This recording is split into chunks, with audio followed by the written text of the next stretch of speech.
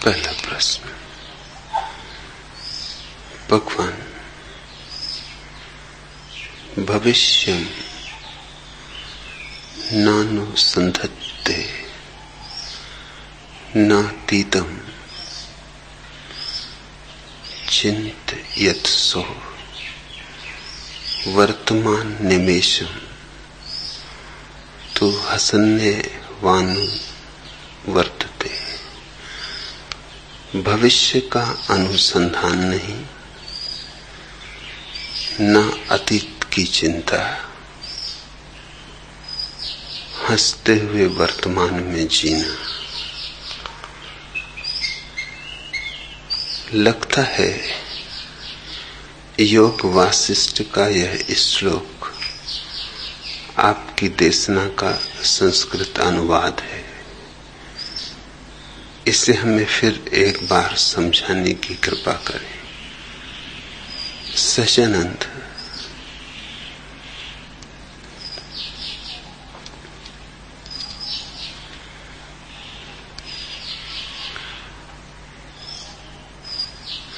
मन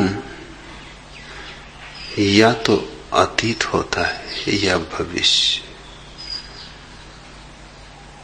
वर्तमान में मन की कोई सत्ता नहीं और मन ही संसार है। इसलिए वर्तमान में संसार की भी कोई सत्ता नहीं और मन ही समय है। इसलिए वर्तमान में समय की भी कोई सत्ता नहीं।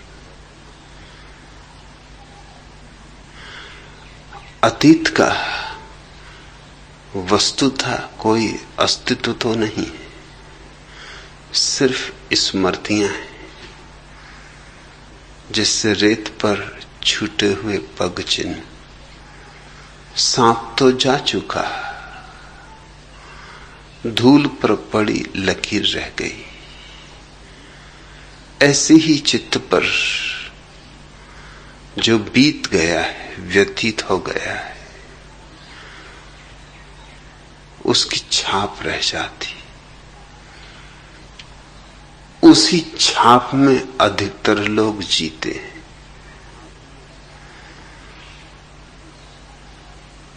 जो नहीं है उसमें जिएंगे तो आनंद कैसे पाएंगे। प्यास तो है वास्तविक और पानी पिएंगे स्मृतियों का, बुझेगी प्यास।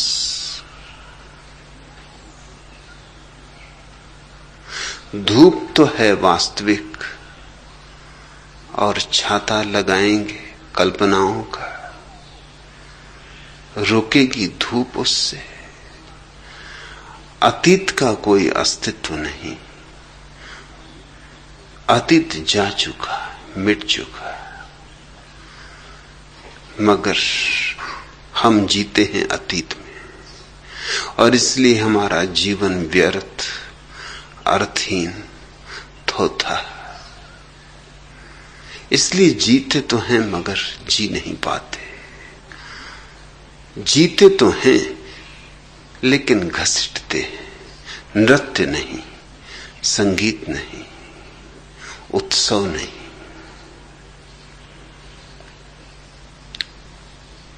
और अतीत रोज बड़ा होता चला जाता है। 24 घंटे फिर बीत गए, अतीत और बड़ा हो गया। 24 घंटे और बीत गए, अतीत और बड़ा हो गया। जैसे जैसे अतीत बड़ा होता है वैसे वैसे हमारे सिर पर बोझ बड़ा होता है। इसलिए छोटे बच्चों की आंखों में जो निर्दोषता दिखाई पड़ती है, जो संतत्व दिखाई पड़ता है, वह फिर बूढ़ों की आंखों में खोजना मुश्किल हो जाता है। 1000 तरह के झूठ इकट्ठे हो जाते। सारा अतीत ही झूठ है। जीसस एक सुबह सुबह झील पर रुके। सूरज अभी उगा नहीं, बस उगने को है। और एक मछुए ने जाल फेंका है। जीसस ने उस मछुए के कंधे पे हाथ रखा। मछुए ने लौट के देखा, सूरज की पहली फूटती हुई किरणें पूरब से जीसस के चेहरे पे पड़ी। उस मछुए की आंख जीसस की आंख से मिली और बात हो गई। बिना बात किए बात हो गई। आंख से आंख की मुलाकात हो गई। क्षण भर सन्नाटा रहा और जिसने कहा, छोड़ ये जाल, पकड़ ली तूने मछलियां बहुत, करेगा भी क्या मछलियां पकड़ पकड़ कर। जीवन में कुछ और पकड़ना है या बस मछलियां ही पकड़ना है? इनकी दुर्गंध से अभी उबा नहीं। छोड़ जाल, मेरे पीछे आ, मैं तुझे परम धन खोजने का सूत्र दूं, ऐसा जाल फेंकना सिखाऊं कि परमात्मा ही फंसे उस जाल में। उससे कम को क्या फांसना। मछुआ हिम्मतवर रहा होगा, पंडित होता, चालबाज होता, होशियार होता, ब्राह्मण होता, हजार बातें निकालता कि अभी कैसे चलूं, अभी तो अड़चने हैं, पहले मां से तो जाके आज्ञा ले आऊं, पहले पिता से तो पूछ लूं, पत्नी क्या कहेगी, बच्चों का क्या होगा। मगर जीसस की आंखों का जादू, जैसे सब भूल गया। छोड़ दिया जाल उसने पानी में, खींचा भी नहीं पानी के बाहर, जीसस के पीछे हो लिया। वे दोनों गांव के बाहर निकलते ही थे कि एक आदमी भागा आया और उस मछुए को कहा, पागल तू कहां जा रहा है, और इस पागल आदमी के साथ कहां जा रहा है? तेरे पिता की मृत्यु हो गई, मैं तुझे खोजने झील पर गया, वहां इस घटना का पता चला कि एक पागल जो आसपास गांव के कई बार देखा गया है, उसने तेरे कंधे पे हाथ रखा और तू उसके पीछे चल पड़ा है। वापस चल, तेरे पिता का अंतिम संस्कार करना है या नहीं? उस युवक ने जीसस से कहा, मुझे क्षमा करें, मैं जाके अंतिम संस्कार कराऊं, 3 दिन बाद लौट आऊंगा। जीसस उससे कुछ बातें कही जो सोचना। पहली तो बात जीसस ने यह कही कि एक पल का तो भरोसा नहीं है, कल का भरोसा कहां, और तू 3 दिन का वायदा करता है, आ सकेगा? तेरे पिता को पक्का था कि आज मर जाएंगे, तुझे ही पक्का होता तो आज तू झील पर मछली पकड़ने ना गया होता। तू कल भी जिंदा होगा, 3 दिन बाद भी तू आ सकेगा। यह भी मान ले कि तू जिंदा होगा तो 3 दिन बाद ये साहस रह जाएगा जो आज तुझ में जगा है, ये जो किरण तुझ में आज फूटी है। और फिर 3 दिन बाद तू आ भी जाए, ये भाव भी रह जाए तो मैं बचूंगा, मैं भी बच जाऊं, ये भाव भी रह जाए, 3 दिन बाद तू आ भी जाए तो हमारा फिर मिलन होगा। अनंत अनंत काल में पहली बार हम मिले, दोबारा का क्या भरोसा।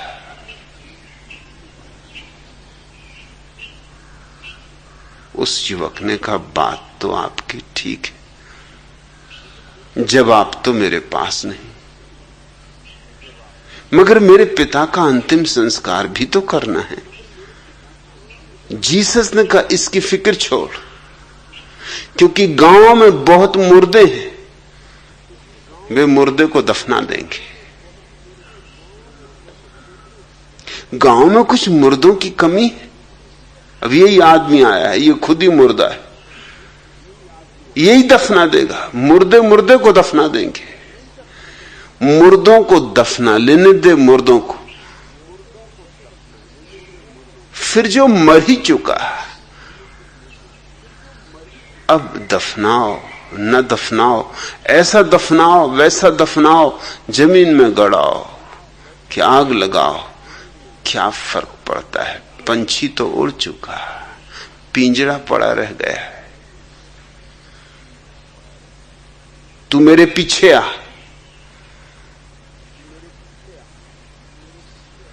ये अवसर खोने का नहीं है। पीछे की तरफ लौट के मत देख, क्योंकि वही आदमी की बुनियादी भूल है। और हम सब पीछे लौट के देखते, हम पीछे से ही जीते।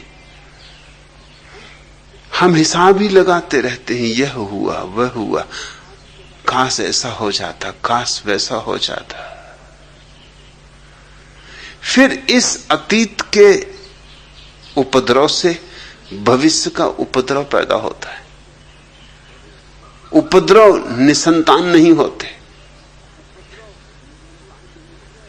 उपद्रव संतंत नियमन में नहीं मानते, उपद्रव भारतीय होते।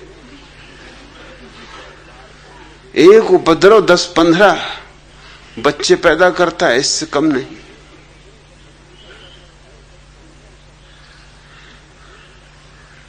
मैंने सुना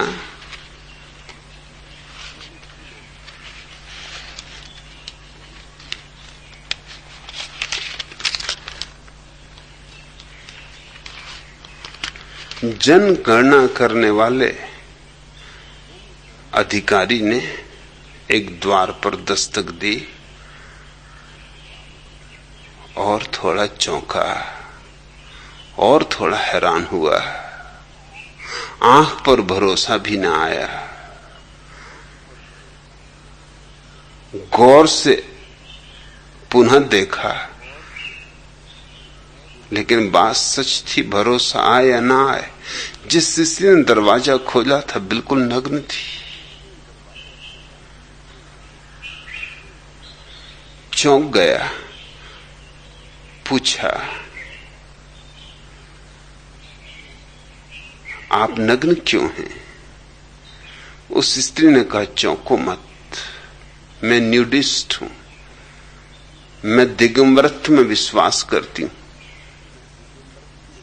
वह आदमी समझदार था, सोचा अपने को क्या लेना देना, इसकी ये जाने। जिस काम के लिए आया हूं वो मैं करूं और अपने रास्ते पर लगूं।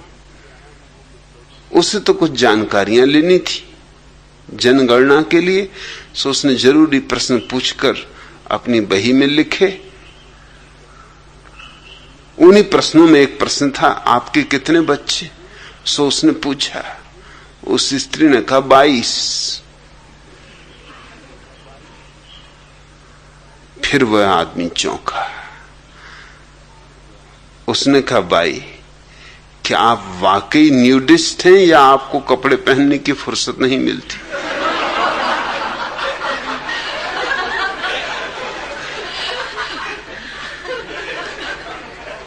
ये जो उपद्रव है, इनकी बड़ी संतानें होती।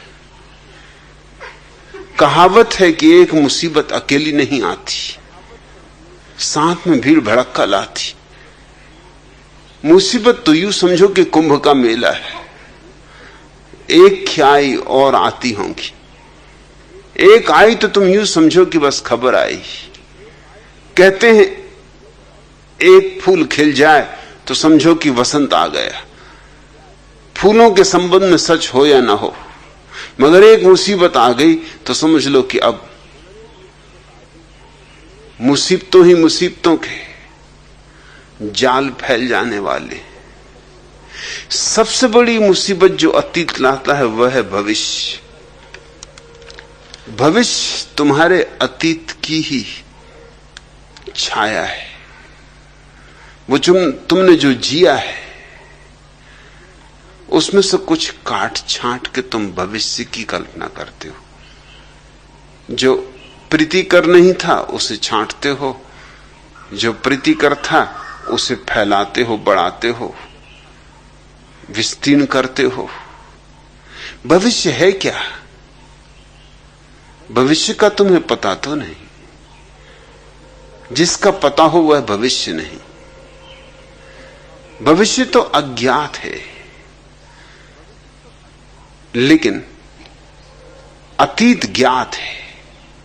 ज्ञात से हम अज्ञात के संबंध में अनुमान लगाते और ज्ञात में से ही चुनाव करते हैं। सुखद को चुनते हैं, दुखद को छोड़ते हैं। ऐसे हम भविष्य के रंगीन सपने संजोते हैं। कांटे कांटे अलग कर देते हैं, गुलाब गुलाब बचा लेते हैं। हालांकि ये हमारी भ्रांति है, क्योंकि कांटे और गुलाब साथ साथ होते हैं। यह असंभव है कि तुम जो जो गलत था उसे छोड़ दो, जो जो ठीक था उसे बचा लो। गलत और ठीक संयुक्त था, जुड़ा था। आएगा तो साथ आएगा, जाएगा तो साथ जाएगा। वो एक ही सिक्के के दो पहलू हैं, तुम एक पहलू को बचा ना सकोगे। तो एक तो अतीत का बोझ, उसकी चट्टानें हमारी छाती पर रखी, और फिर भविष्य का बोझ, अतीत का रोना कि ऐसा क्यों ना हुआ, और फिर जल्दी ही भविष्य के लिए रोओगे, क्योंकि वह भी नहीं होने वाला है। न अतीत तुम्हारे मन के अनुकूल हुआ, न भविष्य तुम्हारे मन के अनुकूल होगा। इन दो पाटों के बीच में आदमी पिसता है, और दोनों ही का कोई अस्तित्व नहीं। अतीत वह जो जा चुका, अब नहीं, और भविष्य वह जो आया नहीं, अभी नहीं। दोनों के मध्य में छोटा सा बिंदु है अस्तित्व का, बस बूंद की भांति है। अगर होश न रहा तो चूक जाओगे। यह सूत्र प्यारा है, यह सन्यास की परिभाषा है। भविष्यम नानुसंधत्ते, भविष्य का अनुसंधान ना करो। जो नहीं है उसके पीछे न दौड़ो। मगर साधारण आदमियों की तो बात छोड़ दो। जिनको तुम असाधारण कहते हो, जिनको तुम पूजते हो, वे भी जो नहीं है उसके पीछे दौड़ते। राम भी स्वर्ण मृगों के पीछे दौड़ते। औरों की तो बात छोड़ दो। हाथ की सीता को गमा बैठते। इसमें कसूर रावण का कम है।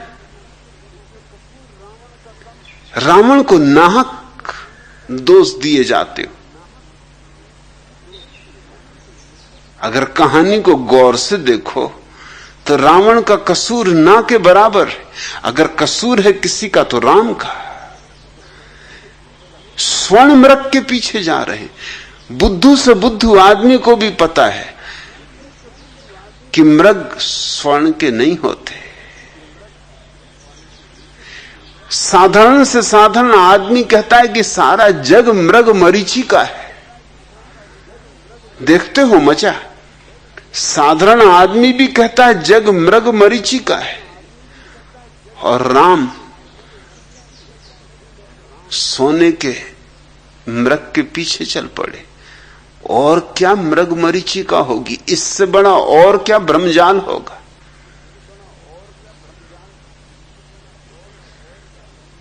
सीता को गमा बैठी।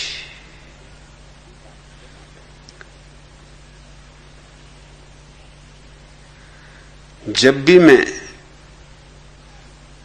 राम, लक्ष्मण और सीता की तस्वीर देखता हूं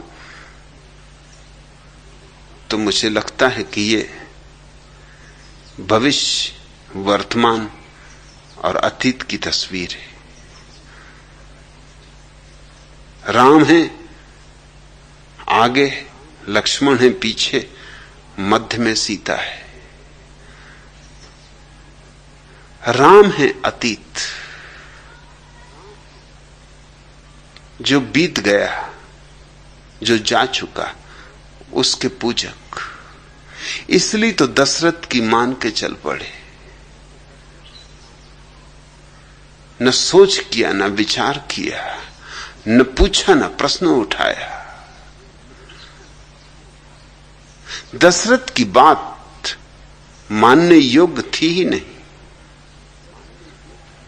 दशरथ की बात विद्रोह के योग्य थी।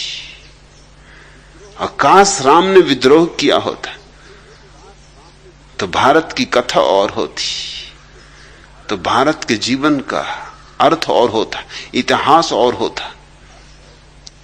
काश राम ने विद्रोह किया होता तो भारत इस तरह गुलामी में न जीता, इस तरह की पीड़ा में न जीता। लेकिन राम ने एक ऐसी बात को स्वीकृति दे दी जो कि बुनियादी रूप से गलत थी, जिसमें कहीं भी कोई न्याय नहीं था। 14 साल का वनवास अकारण। दशरथ बूढ़े थे, बुढ़ापे में जो विवाह किया था, जो चौथी पत्नी थी, वो जवान। अक्सर बूढ़े पति जवान पत्नियों के चक्कर में होते। बूढ़े हैं, चक्कर में होना ही पड़ता। अरे जवानों को होना पड़ता, तो बूढ़ों की तो बात ही क्या। तो इस बुढ़ापे में जवान स्त्री ने जो कहा वो मान लिया। यह भी अत्यंत मूर्छा की बात थी।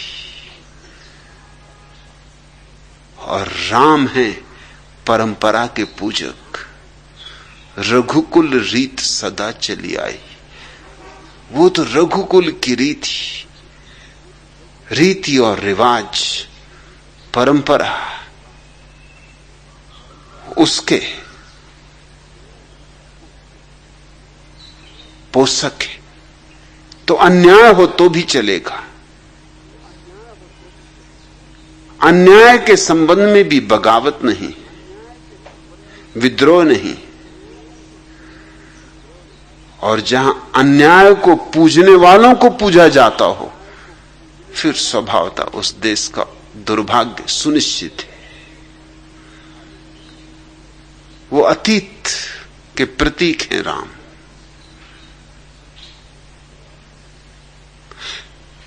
लक्ष्मण भविष्य के लिए आतुर है।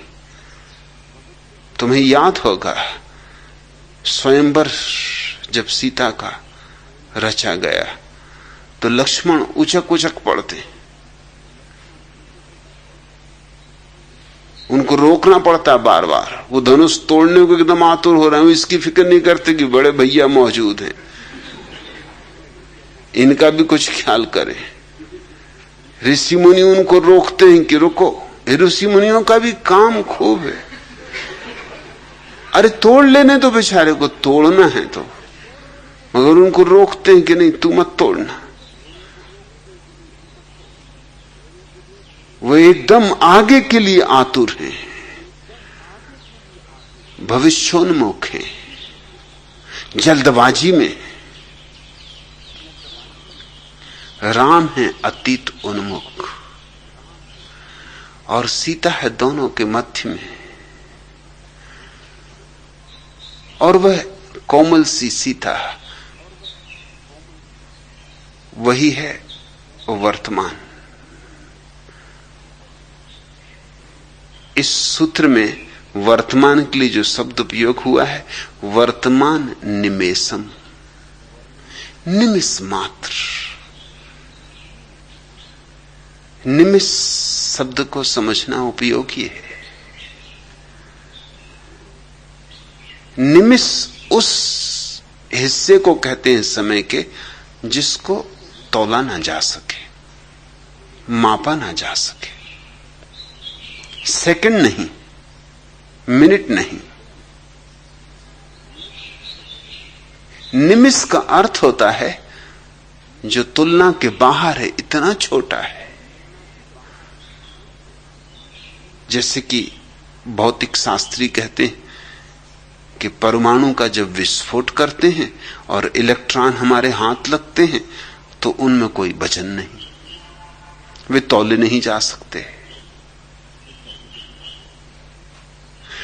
जो तौला नहीं जा सकता उसको तो पदार्थ ही नहीं कहना चाहिए।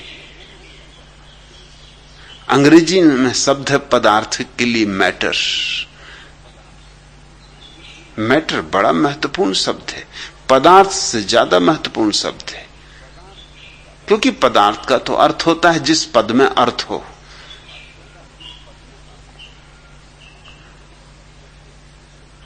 मैटर बनता है मीटर से। मीटर यानी जिससे तौला जाए, जो तुल जाए। मैटर का अर्थ होता है जो तौला जा सकता है। लेकिन इलेक्ट्रॉन तो तौला नहीं जा सकता, मापा नहीं जा सकता। न तराजू पर, न इंच फीटों में कोई उपाय नहीं। इतना छोटा है कि हमारे तौलने के साधन सब मोटे हो जाते, सब स्थूल रह जाते, वो हमारी तुलना के बाहर हो जाता है। ऐसे ही समय के उस अंतिम हिस्से को निमिष कहते हैं जो तुलना के बाहर है, जो तौल के बाहर है, जिसकी कोई मात्रा नहीं होती, जो आया और गया, जो आया नहीं कि गया नहीं। दो शिकारी नए नए शिकार खेलने गए थे,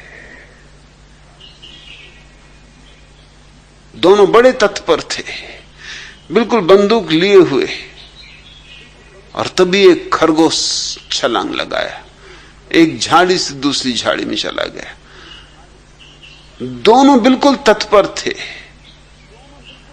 लेकिन फिर भी चूक गए। एक ने दूसरे से पूछा कि मामला क्या हुआ? मैं भी तैयार, तुम भी तैयार, बंदूकों के घोड़ों पर हाथ रखे थे, हुआ क्या, बात क्या हुई? उस दूसरे शिकारी ने कहा, मैं कहूं क्या, जब खरगोश निकल गया तब मुझे दिखाई पड़ा। इतनी तेजी से निकला कि जब निकल रहा था तब तो मैं चूक ही गया, जब निकल गया तब मुझे याद आई कि अरे, मगर तब तक तो देर हो चुकी थी, तब तो गोली चलाने का कोई अर्थ न था। ऐसा निमिष है, तुम्हें जब दिखाई पड़ता तब तक जा ही चुका होता है। जैसी तुम्हें याद आती यह वर्तमान गया, अतीत हो गया, पहचाना कि अतीत हो गया। सिर्फ जिया जा सकता है, जाना नहीं जा सकता। या कि यूं कहो कि जीना ही जानने का एकमात्र उपाय है, क्योंकि तुमने अगर जानने की कोशिश की तो अतीत हो जाएगा, या अगर जल्दबाजी की तो भविष्य रहेगा, अगर जरा सी देर की तो अतीत हो जाएगा। और देर करनी ही पड़ेगी, क्योंकि मन में इतनी गति नहीं है। यूं तो तुमने सुना है बहुत कि मन की बहुत गति है, मगर वो जो वर्तमान का क्षण है मन से भी बहुत तीव्र गति से जाता है। मन उसके सामने कुछ भी नहीं, बहुत पिछड़ जाता है। यह सूत्र सन्यास की आधारशिला है। भविष्यम नानुसंधत्ते, न तो भविष्य का अनुसंधान करना, दौड़ना मत भविष्य के पीछे। ये भविष्य बस स्वर्ण मृग है, मगर हम सब दौड़ रहे हैं भविष्य के पीछे। अलग अलग स्वर्णिम रखें, कोई धन के पीछे, कोई पद के पीछे, कोई मोक्ष के पीछे, कोई परमात्मा के पीछे, मगर भागे हुए हैं लोग। कोई यहां नहीं, सबकी आंखें वहां टिकी हैं, और होना है यहां, और आंखें हैं वहां। इसलिए तुम्हारी और तुम्हारी आंख में ही तालमेल नहीं हो पाता, उन दोनों में ही टूट हो जाती। चलते हो कहीं, देखते हो कहीं। यूनान की बड़ी प्रसिद्ध कथा, एक बहुत बड़ा ज्योतिषी रात तारों का अध्ययन करता हुआ एक कुएं में गिर पड़ा। कुएं पर कोई घाट न था, कोई पाट न था, और उसकी आंखें अटकी थीं दूर आकाश के तारों पर। तो गिर पड़ा कुएं में। जब गिर पड़ा तब होश आया, चिल्लाया। रात थी अंधेरी, रास्ता निर्जन, गांव पीछे छूट गया। वो तो खेत में एक झोपड़े में रात, और तो कोई न था, एक बूढ़ी औरत सोई थी, वो भी रखवाली के लिए थी। आवाज सुनी तो आई, बामुश्किल उस वृद्धा ने रस्सी डाल के ज्योतिषी को बाहर निकाला। ज्योतिषी ने उसे बहुत बहुत धन्यवाद दिया, बहुत अनुग्रह किया, और कहा कि सुन, तुझे शायद पता भी ना हो कि मैं यूनान का सबसे बड़ा ज्योतिषी, तारों के संबंध में और तारों के माध्यम से मनुष्य के भविष्य के संबंध में मेरी घोषणाएं कभी गलत नहीं हुई। बड़े बड़े सम्राट दूर दूर से अपना भविष्य पूछने मेरे पास आते, हजारों रुपए मेरी फी है, लेकिन तेरा भविष्य मैं मुफ्त बता दूंगा क्योंकि तूने मेरा जीवन बचाया। वह बूढ़ी स्त्री हंसने लगी। उसने कहा, बेटा तू फिक्र न कर, मैं तुझे कष्ट न दूंगी। उसने कहा, नहीं नहीं, कष्ट की कोई बात नहीं, तू कल आ जाना, ये मेरा पता रहा। यूं तो तू किसी से भी पूछ लेगी एथेंस में तो कोई भी मेरे घर का पता बता देगा, बच्चा बच्चा जानता है। पर उस बुढ़िया ने कहा, मुझे आना नहीं बेटा, तुझसे क्या अपना भविष्य पूछूंगी, तुझे एक कदम आगे का कुआं तो दिखाई पड़ता नहीं, तू मेरे संबंध में क्या बताएगा। तुझे अपना भविष्य पता नहीं कि आज कुएं में गिरना है, कि आज जरा संभल के चलूं, कि आज चलूं ही नहीं घर में ही रहूं। तू मुझे क्या भविष्य बताएगा। और कहानी अद्भुत है क्योंकि उस ज्योतिषी को इससे इतना चोट लगी और बात इतनी साफ हो गई कि उसने ज्योतिषी का धंधा छोड़ दिया। बात तो सच थी। ऐसा हुआ जयपुर में, मेरे पास एक ज्योतिषी को लोग ले आए। 1001 रुपया उनकी फीस थी, उससे कम में वो हाथ भी नहीं देखते थे। मुझसे बोले कि आपको मेरी फीस पता है। मैंने कहा जो भी फीस होगी। उन्होंने कहा नहीं, मैं आपको बता दूं 1001। मैंने कहा तुम फिक्र छोड़ो, मैं 1002 दूंगा। अब तुम आ ही गए हो, इतना कष्ट किए तो खाली हाथ जाना उचित नहीं। तुम मजे से मेरे हाथ का अध्ययन करो।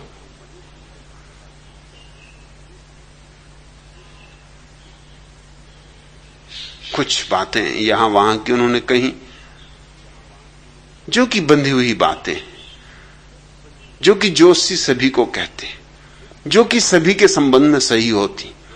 थोड़ा बहुत हेर फेर करना पड़ता है और बातें इस ढंग से कहनी होती कि उनमें हेर फेर करने की सुविधा होती, गोलमोल करनी होती।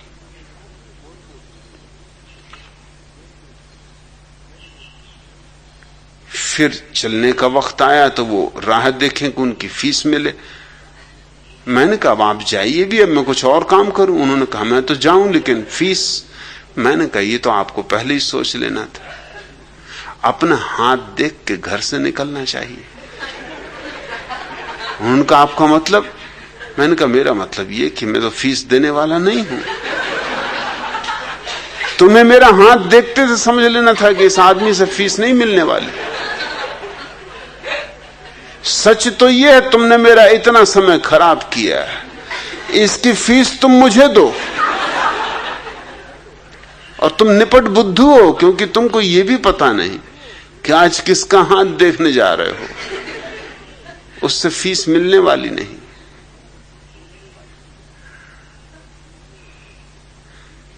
लेकिन ये जोशी एथेंस के उस जोशी जैसा बुद्धिमान नहीं था। मैंने सुना वो अभी भी वही धंधा कर रहे हैं। उस एथेंस के जोशी ने तो धंधा छोड़ दिया। बात तो साफ हो गई कि मेरी आंखें तारों पे अटकी हैं, मुझे एक कदम आगे का तो पता नहीं चलता, कुएं में गिर जाता हूं। क्या जानूंगा भविष्य? भविष्य वह है जो जाना ही नहीं जाता, और अतीत वह है जो जाना गया। तो तुम भविष्य के संबंध में जो दौड़ धूप करते हो, आपाधापी करते हो, वो अतीत के ही आधार पर करते हो। अतीत से ही सीढ़ियां बनाते हो, और इन दोनों के बीच में वो निमिष मात्र छोटा सा पल है जो भागा जा रहा है इतनी तेजी से कि अगर तुम अतीत और भविष्य में उलझे रहे तो उससे चूकते ही जाओगे, चूकते ही जाओगे। और वही है सत्य। भविष्यम नानु संधत्ते नातीतम चिंत यत्यसो, और ना अतीत की चिंता। जो बीत गया बीत गया, अब उधेड़ बुन क्या? अब उसको अन्यथा तो किया नहीं जा सकता। अब तुम लाख उपाय करो तो भी रत्ती भर उसे बदला नहीं जा सकता। जिसे बदला ही नहीं जा सकता उसके संबंध में चिंता कैसी? क्यों समय खराब कर रहे हो उसके संबंध में? और जो आया नहीं है अभी, अभी कुछ किया नहीं जा सकता, और हम दोनों में उलझे। इन दोनों का नाम संसार है। संसार बाजार नहीं है, न दुकान है, न परिवार है। अतीत और भविष्य, इनका जो विस्तार है, अतीत अर्थात स्मृति, भविष्य अर्थात कल्पना, इन दोनों के बीच में तुम मरे जा रहे हो। यही तुम्हारा संसार है। मैं भी अपने सन्यासी को कहता हूं कि संसार छोड़ो, लेकिन उस संसार को छोड़ने को नहीं कहता जिसको पुराने सन्यासी छोड़ के भागते रहे। वो तो भगोड़े, वो तो पलायनवादी, वे तो कायर, उन्होंने तो पीठ दिखा दी, उन्होंने तो जीवन का अवसर खो दिया। मैं कहता हूं इस संसार को छोड़ो। मन संसार है, अतीत भविष्य संसार है, इसको छोड़ दो और वर्तमान में जियो। अभी यहीं थोड़ा सोचो इस सौंदर्य को, इस अपूर्व प्रसाद को, यहीं और अभी होने के। सब जैसे ठहर जाए। अतीत नहीं, भविष्य नहीं, तो वो जो ठहराव है, वह जो स्थिरता है, वही ध्यान है, वही संन्यास है। उस स्थिरता में निर्मलता है, निर्दोषता है। उस स्थिरता में अहोभाव है, आश्चर्य है, रहस्य है।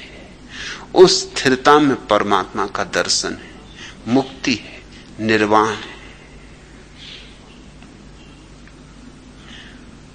और योग वशिष्ठ का यह सूत्र इसलिए और भी महत्वपूर्ण है, इससे तुम्हें जाहिर होगा कि ये मेरे सन्यास की परिभाषा ही हो सकता है, पुराने सन्यास की परिभाषा नहीं। क्योंकि पुराना सन्यासी तो न केवल भविष्य की सोच रहा है, साधारण संसारी से। तुम्हारा सन्यासी तो और भी बड़े भविष्य की सोच रहा है। मृत्यु के बाद क्या होगा, स्वर्ग में क्या होगा, कितने स्वर्ग हैं, मोक्ष मिलेगा कि नहीं मिलेगा, किन पुण्यों के करने से स्वर्ग में प्रवेश मिलेगा, परमात्मा की उपलब्धि कब होगी। धन की दौड़ तो यही है, उसकी तो सीमा है मौत, मगर ये जो मोक्ष की और परमात्मा की और ब्रह्म अनुभव की खोज में दौड़ रहा है, इसकी तो कोई सीमा ही नहीं। इसका भविष्य तो बड़ा असीम है, ये तो और भी बड़ा संसारी है मेरे हिसाब से, क्योंकि इसका तो मन और भी बड़ा है। और तुम्हें तो इसी जन्म की फिक्र है, मगर ये तुम्हारा जो सन्यासी है, इसको पिछले पिछले जन्मों की भी फिक्र पड़ी कि पिछले जन्मों में जो पाप किए थे, कर्म किए थे, उनका भी निपटारा करना है, उनका भी हिसाब करना है। तुम्हारा भविष्य भी सीमित है और अतीत भी। अतीत तुम्हारा जन्म से अब तक, और भविष्य तुम्हारा अब से मृत्यु तक, कोई बहुत ज्यादा नहीं। 70 साल जियोगे तो समझ लो कि आधा भविष्य आधा अतीत। अगर 35 साल की उम्र है अभी, अगर अभी बीच में खड़े हो तो। मगर तुम्हारा जो सन्यासी, जिसको तुम धार्मिक कहते हो, उसकी मुसीबत तो सोचो। तो कह रहा 84 करोड़ योनियों में होके आया हूं। 84 करोड़ योनियों में उन्होंने क्या क्या काम नहीं किए होंगे, उन सब का हिसाब, उन सब का निपटारा करना है। एक एक रत्ती रत्ती कृत्य का चुकतारा करना होगा। इसका अतीत तो बहुत बड़ा है, ये तो कभी सुलझ पाएगा इसकी संभावना ना समझो। इतने उलझाव को कैसे सुलझाएगा। और उलझाव आदमी का ही नहीं है, सब तरह के जानवरों का है। ये मछली भी रहा, ये केंचुआ भी रहा। अब इसने क्या क्या उपद्रव न किए होंगे। मैंने सुना एक केंचुए ने एक दूसरे केंचुए को देखकर कहा, आहा, पहली नजर का प्रेम इसको कहते, मुझे तो तुझसे प्रेम हो गया। और दूसरे केंचुए ने कहा, अरे मूर्ख, मैं तो तेरा ही दूसरा हिस्सा हूं, नाक की बकवास न कर। क्योंकि केंचुए के 2 मुंह होते हैं, उन्हीं का दूसरा हिस्सा था। उसने कहा, मूर्ख, व्यर्थ की बकवास न कर। अब केंचुए भी रहे होंगे, न मालूम कैसी कैसी नजरों के प्रेम हुए होंगे। कभी कभी खुद से भी प्रेम हुआ होगा, खुद ही से प्रेम के वार्तालाप हो गए होंगे। जंगली जानवर भी रहे होंगे, क्या क्या नहीं रहे होंगे। 84 करोड़ योनियों में सब तो आ गया होगा।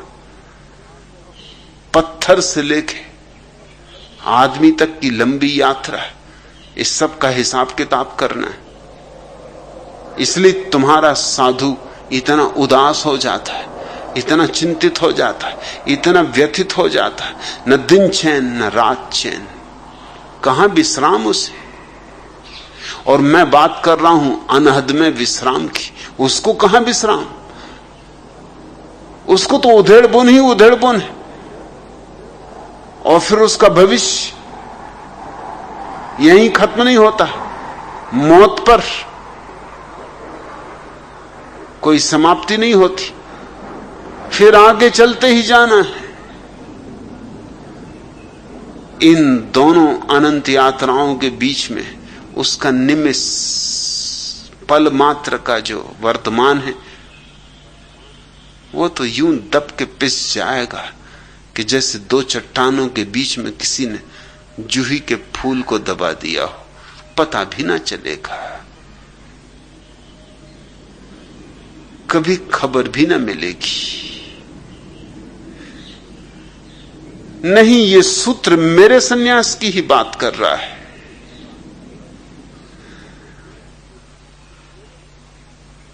छोड़ो अतीत को, छोड़ो भविष्य को,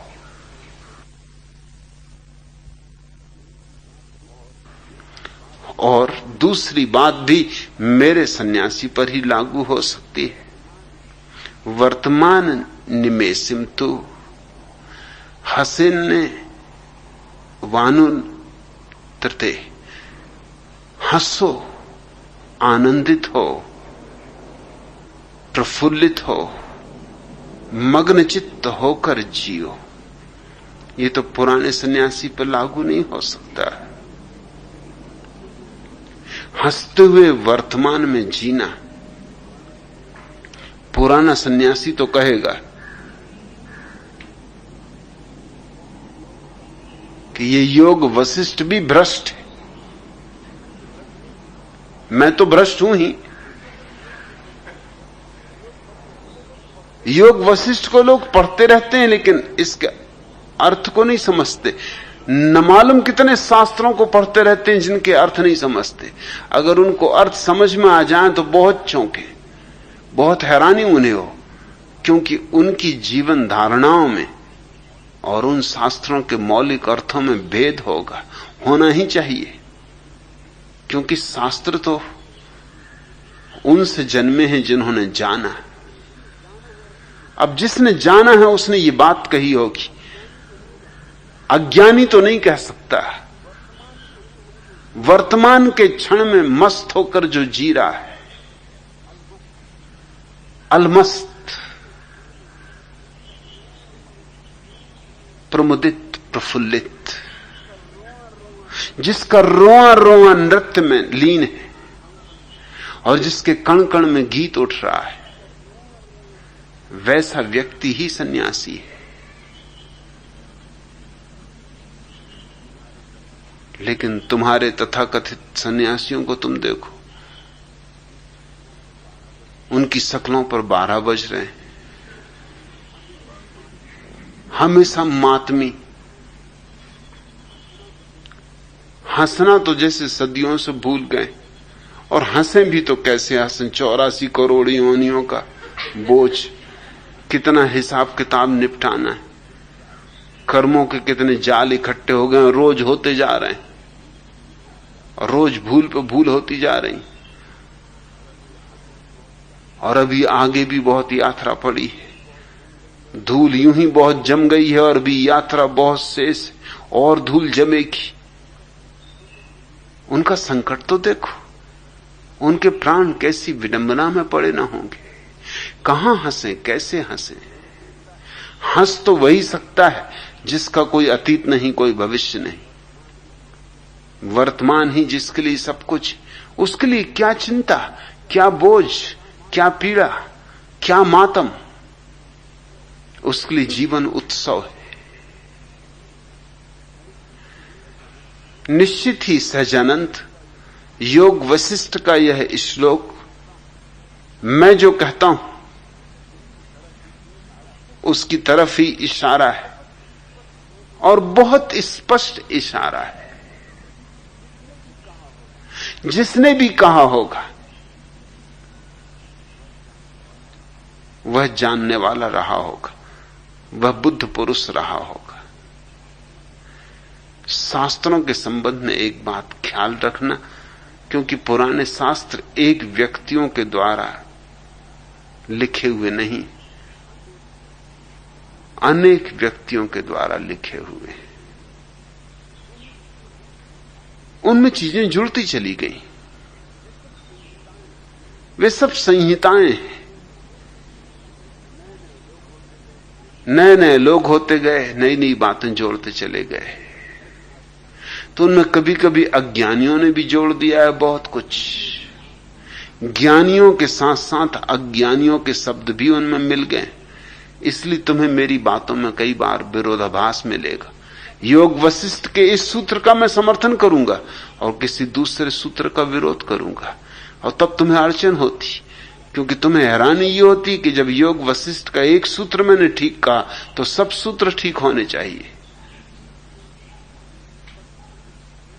सब सूत्र ठीक नहीं हो सकते, क्योंकि सब सूत्र एक ही ऊर्जा से पैदा नहीं हुए।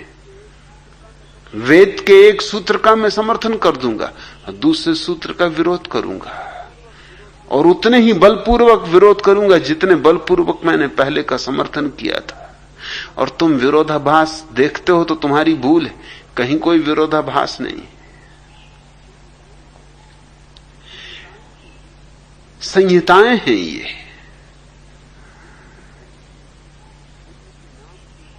बुद्ध के नाम से इतने शास्त्र हैं कि असंभव है कि एक व्यक्ति ने उतने शास्त्र लिखे हों या कहे हों।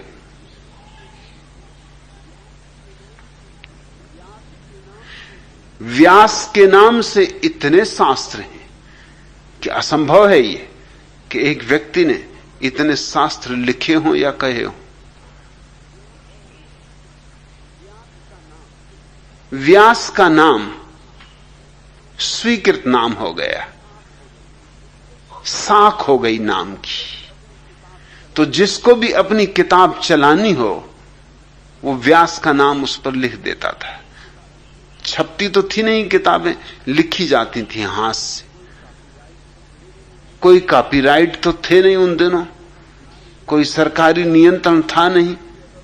तुम भी किताब लिख के अगर उसको लिख दो व्यास रचित तो कोई कुछ कर नहीं सकता था। तुमने चला दी एक व्यास की और किताब, लेकिन व्यास के नाम की साख थी, साख का फायदा उठा लेना अच्छा था। तुम अपने नाम से लिखोगे, कौन पढ़ेगा, कौन सुनेगा, कौन मानेगा? लेकिन व्यास की है तो फिर तो माननी ही होगी, गलत भी हो तो भी माननी होगी। कितनी रामायण है, वाल्मीकि से लेकर तुलसीदास तक कितने लोगों ने रामायणें लिखी। इनमें बहुत भेद है, एक दूसरे से बहुत ज्यादा अलग अलग बातें, मगर राम की कथा है। राम की कथा की साख है, तो कोई भी लिख दे राम की कथा, चल पड़ेगी, लोग उसे सिर पर रख लेंगे। लोगों को फिक्र ही नहीं उसके भीतर क्या है। इसलिए मैं जब किसी सूत्र का समर्थन करूं तो ख्याल रखना उस सूत्र का समर्थन कर रहा हूं, कोई योग वशिष्ठ के पूरे जीवन दर्शन का समर्थन नहीं कर रहा हूं। बहुत से सूत्र हैं जिनसे मेरा इतना ही विरोध है जितना मेरा समर्थन इस सूत्र के लिए, क्योंकि मेरे पास अपनी कसौटी है। मुझे किसी शास्त्र से ना कुछ लेना है ना देना है। मेरी कसौटी पर जो ठीक उतरेगा वो ठीक, जो ठीक नहीं उतरेगा वो नहीं ठीक। सोने को सोना कहूंगा, मिट्टी को मिट्टी कहूंगा, फिर वो चाहे योग वशिष्ठ में ही रखी हुई मिट्टी क्यों ना हो। और सोना अगर कचरे में भी पड़ा हो तो भी उसे सोना कहूंगा। इसलिए तुम्हें मेरी बातों में बहुत बार विरोधाभास दिखाई पड़े तो जल्दी मत कर लेना, सोचना कारण होगा कुछ। जैसे इस सूत्र में तो मैं कोई शर्त ना लगाऊंगा, बेशर्त स्वीकार करूंगा। ये तो मेरी ही बात है, यही तो मैं रोज कह रहा हूं तुमसे कि क्षण में जीना सीखो,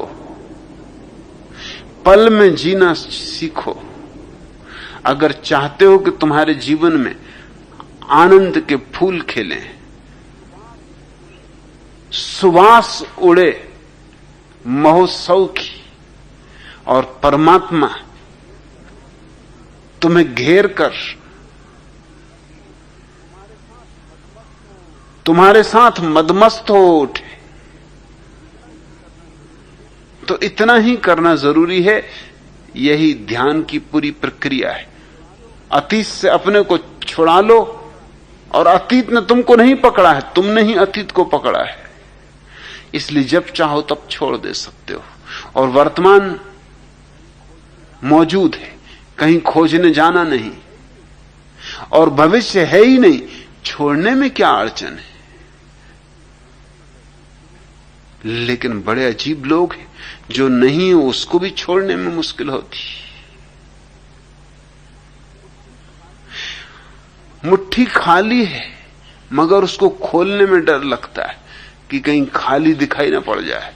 बांधे रहो तो कम से कम भरोसा तो बना रहता है कि कुछ होगा, तभी तो बांधे हुए। लोग अपनी मुट्ठी भी खोलने में डरते हैं कि कहीं खाली दिखाई ना पड़ जाए। मगर तुम्हारी मुट्ठी है, तुम्हें पता ही है कि खाली है, खोलो या न खोलो। भविष्य है नहीं, छोड़ने का सवाल नहीं। अतीत जा चुका है, छोड़ने का सवाल नहीं, छूट ही चुका है। जो है उसे तुम छोड़ना भी चाहो तो छोड़ नहीं सकते हो। मगर कैसा उपद्रव है कि नहीं के साथ उलझे हो और है से चूक रहे हो। और जो है वह परमात्मा का ही दूसरा नाम है।